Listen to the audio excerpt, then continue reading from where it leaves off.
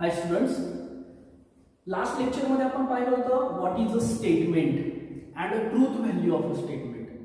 कोणत्या सेंटेन्सला आपण स्टेटमेंट म्हणू शकतो आणि जर ते स्टेटमेंट असेल तर त्या स्टेटमेंटची ट्रूथ व्हॅल्यू काय असेल. If it is a true then its truth value is capital T and if it is a false then its truth value is capital F. हे आपण लास्ट लेक्चर मध्ये पाहिलं होतं. Now in this lecture we have to see a compound statement. पाहूया त्याआधी simple statement म्हणजे काय. Simple statement म्हणजे जे लास्ट लेक्चर मध्ये आपण म्हटलं it is a simple declarative sentence. त्या डिक्लरेटिव्ह सेंटेन्सला आपण काय म्हणतो तर सिंपल स्टेटमेंट म्हणतो. And if two or more simple statements are combined by using connective words then it is known as a compound statement.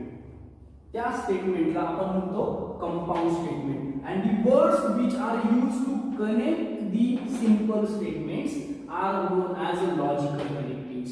आणि त्या वर्ड्सला आपण काय म्हणतो तर लॉजिकल कनेक्टिव्हज असं म्हणतो. मग लॉजिकल कनेक्टिव्हज कोणते कोणते आहेत तर फर्स्ट वन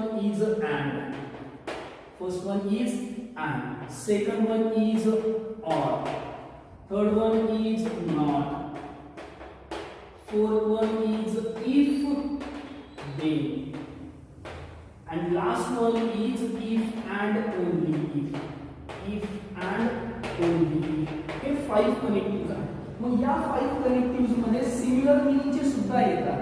म्हणजे जसं आपण म्हणतो की अँड, मग अँडच्या ऐवजी आपल्याला बट सुद्धा यूज केलेला असू शकतं, स्टील सुद्धा यूज केलेला असू शकतं, मोर एव्हर सुद्धा यूज केलेला असू शकतं. मग हे आपल्याला थोडंसं लॉजिकली लक्षात घ्यायचं आहे की त्या स्टेटमेंटचं मीनिंग काय आहे. लक्षात येत आहे कधी कधी अँडच्या ऐवजी बट सुद्धा यूज केलेलं असू शकतं कनेक्टिव्ह वर्ड्स म्हणून. क्लिअर. आता हे जे कनेक्टिव्ह वर्ड्स आहेत हे कनेक्टिव्ह वर्ड्स आपण इन डिटेल पाहूया. ओके, फर्स्ट आपण सुरुवात करूया अँड पासून. पहा, if and connective is used to join to combine two simple statement then that statement is known as a conjunction. तर त्या स्टेटमेंटला आपण म्हणतो conjunction. If and word is used to connect the two simple statements then that statement is known as a conjunction. पाहूया for example, म्हणजे suppose मी असं म्हटलं की milk is white and grass is green.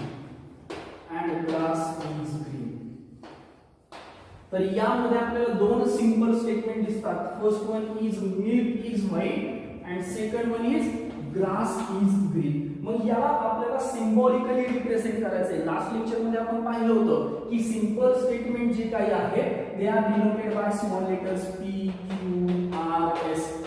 त्याच पद्धतीने हे जे कनेक्टिव्हज आहेत या कनेक्टिव्हला सुद्धा काही सिम्बॉल्स आहेत. ते सिम्बॉल्स कोणते तर अँड या वर्ड साठी म्हणजेच कंजंक्शन साठी आपण सिम्बॉल यूज करतो हा, ज्याला आपण असं पण म्हणू शकतो उलटा बी.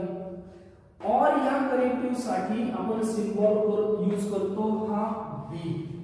नॉट या कनेक्टिव्ह साठी सिम्बॉल यूज करतो आपण हा. इफ देन साठी आपण सिंबॉल यूज करतो सिंगल साइड एरो आणि इफ अँड ओनली इफ या कनेक्टिव्ह साठी सिंबॉल यूज करतो डबल साइड एरो. पाहूया आता इथे हे जे कंजंक्शन आहे या कंजंक्शन मध्ये हे जे कंपाऊंड स्टेटमेंट आहे हे सिंबॉलिकली आपल्याला कसं रिप्रेझेंट करता येईल. यामध्ये काय येणार आहे, पहिलं स्टेटमेंट कोणतं होतं मिल्क इज व्हाईट. आपण असं म्हणूया let P be the statement milk is white. P be the statement milk is white. Q be the statement grass is green. Q be the statement grass is green. Now या स्टेटमेंटला आपण म्हटलं P, या स्टेटमेंटला म्हटलं Q आणि and साठी आपला symbol काय आहे तर उलटा. आणि म्हणून symbolically it can be represented as काय येईल P and Q. हे झालं या स्टेटमेंटचं सिंबॉलिक रिप्रेझेंटेशन. लक्षात येते या पद्धतीने आपण कोणत्याही कंजंक्शनचं सिंबॉलिकली रिप्रेझेंट करू शकतो. कळतंय? आता या स्टेटमेंटसाठी हे जे आपण कंपाऊंड स्टेटमेंट पाहिलंय, या कंपाऊंड स्टेटमेंटसाठी आपल्याला त्याची पाहायची आहे ट्रूथ व्हॅल्यू. लास्ट लेक्चर मध्ये आपण ट्रूथ व्हॅल्यू ही कन्सेप्ट पाहिली होती. काय म्हणतो आपण? ट्रूथ व्हॅल्यू म्हणजेच काय आहे? If this given statement is true then its truth value cast a yes correct, it is denoted by capital T, and if it is a false statement then its truth value is denoted by capital T. आता इथे आपल्याला दोन simple statements combine केलेले आहेत आणि म्हणून आपल्याला यासाठी या कंपाऊंड स्टेटमेंटची ट्रूथ व्हॅल्यू फाइंड आउट करायची आहे आणि याची ट्रूथ व्हॅल्यू फाइंड आउट करण्यासाठी आपल्याला गरज पडते ट्रूथ टेबलची. त्याला आपण म्हणतो ट्रूथ टेबल. ट्रूथ टेबल म्हणजे काय? It gives all possibilities of the given sentence. It gives all possibilities म्हणजेच पहा मी इथे म्हणतो की पी क्यू आणि आपलं compound statement P end Q. Okay, P Q compound statement P end Q. आता इथे पॉसिबिलिटी येते. असं म्हणूया की सपोज पी हे स्टेटमेंट ट्रू आहे, सायमल्टेनियसली त्याच वेळेस क्यू स्टेटमेंट सुद्धा ट्रू आहे. अजून पॉसिबिलिटी काय येऊ शकते? पी स्टेटमेंट ट्रू आहे, क्यू फॉल्स आहे. असंही असू शकतं पी स्टेटमेंट फॉल्स आहे, क्यू स्टेटमेंट ट्रू आहे, किंवा Q statement P statement false त्याच वेळेस क्यू सुद्धा काय असेल? फॉल्स स्टेटमेंट असेल. आणि मग जर असं असेल तर त्यावेळेस या कंपाऊंड स्टेटमेंटची ट्रूथ व्हॅल्यू काय आहे? लक्षात घ्या. अँड म्हणजे काय? कंपल्शन. कंपल्शन म्हणजे काय? जर दोन्हीही ट्रू असतील तर आणि तरच हे कंपाऊंड स्टेटमेंट काय असेल? ट्रू असेल, अदरवाइज फॉल्स. Otherwise false. कारण की जर यापैकी एक जरी स्टेटमेंट काय आलं फॉल्स आलं तर पूर्ण कंपाऊंड स्टेटमेंट फॉल्स येणार आहे. कारण की अँड म्हणजे आलं कंपल्शन. कंपल्शन मध्ये आपण काय म्हणणार? Both T then T otherwise false. Both T then T otherwise false. हा ट्रूथ टेबल तुम्हाला कंपाऊंड स्टेटमेंटची ट्रूथ व्हॅल्यू फाइंड आउट करण्यासाठी खूप महत्त्वाचा आहे. आणि यावरूनच आपल्याला पुढे आपले जे मोठे प्रॉब्लेम्स आहेत ते या ट्रूथ टेबलवरती डिपेंड आहे. ट्रूथ टेबल नोट डाऊन करून घ्या. मी याच्यावर एक्झाम्पल्स पाहूया. आता आपण पाहूया या ट्रूथ टेबलचा यूज करून कंपाऊंड स्टेटमेंटची ट्रूथ व्हॅल्यू कशा पद्धतीने फाइंड आउट करायची. पहा आपण इथे पाहिले आता first statement is Jupiter is a planet and Mars is a star. पाहूया पहिल्यांदा सिम्बॉलिकली याला कसं लिहायचं आहे. पहा काय म्हटलं? Let P be the statement Jupiter is a planet. Jupiter is a planet. Q be the statement Mars is a star. Mars is a star. आता आपल्याला यामध्ये माहिती आहे की कनेक्टिव्ह कोणता यूज केला? अँड यूज केला आणि म्हणून symbolically we can represent it is as P and Q. P and Q. बरोबर. म्हणजे इथे यूज झाले कंजंक्शन आणि कंजंक्शन साठी आता आपल्याला ट्रूथ टेबल माहिती आहे. काय आहे ट्रूथ टेबल मध्ये?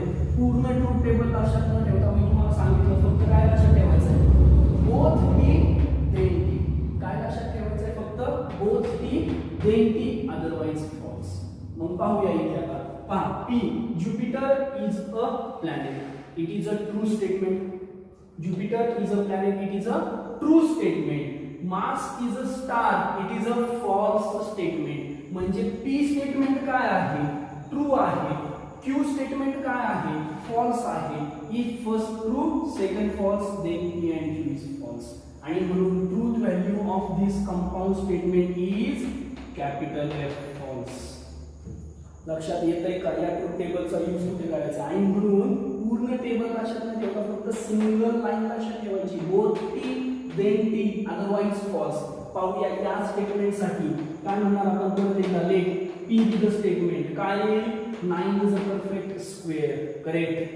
Q be the statement 11 is a prime number. पण आता इथे करेक्ट कोणता यूज झाला आहे? बट. मी तुम्हाला मगाशी सांगितलं काय म्हटलं की अँडच्या ऐवजी तिथे बट सुद्धा यूज केलं जाऊ शकतं. सिमिलर वर्ड्स येऊ शकतात आणि म्हणून दिस इज ऑल्सो कंजंक्शन स्टेटमेंट. आणि म्हणून इथे काय ना P be the statement 9 is a perfect square. Q be the statement 11 is a prime number आणि म्हणून symbolically we can represent it as P and Q. And for true value काय म्हटले 9 is a perfect square, P statement is a true statement, 11 is a prime number and Q statement is also true statement आणि म्हणून both P then T आणि म्हणून this compound statement is a true statement, hence its truth value is a capital T आणि म्हणून याची truth value काय आली capital T. Similar टाईपचे प्रॉब्लेम्स देतोय ते घरी ट्राय करा आणि जर काही डाऊट्स असतील तर तुम्ही निश्चित कमेंट करून विचारू शकता. थँक्यू.